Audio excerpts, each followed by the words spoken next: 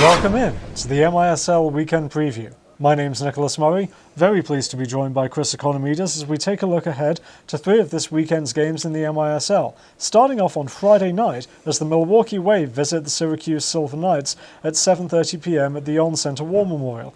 Now Chris, these two teams have played earlier in the season. Milwaukee took a 20-10 win, but it was pretty close. It was 8-8 in the third quarter before the Wave scored 5 consecutive goals to pull away. Syracuse is on their home turf. They really need a statement win. Are they going to get it? You know what? Syracuse has done very, very well so far this year. They're on the verge of clinching their first playoff spot in their history. This could be a first-round playoff preview. They've won against the other top teams. They've beaten Missouri. They've beaten Baltimore. They have not beaten Milwaukee. They need to get their psyche in the right frame of mind here. This could be the night that they actually beat the Milwaukee Wave.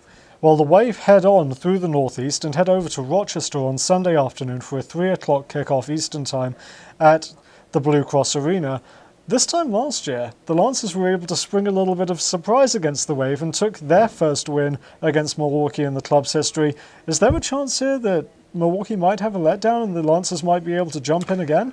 Hey, Rochester is still mathematically alive. They are. So you know what, they're going to be going all out, trying to stay alive.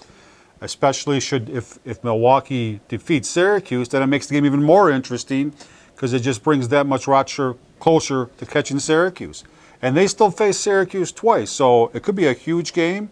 It's a tough 2-game trip for the Wave. It certainly is. Also on Sunday afternoon at 4 Eastern Time, the Baltimore Blast visit the Missouri Comets in another game that is a potential playoff matchup. Comets were held to just 6 points.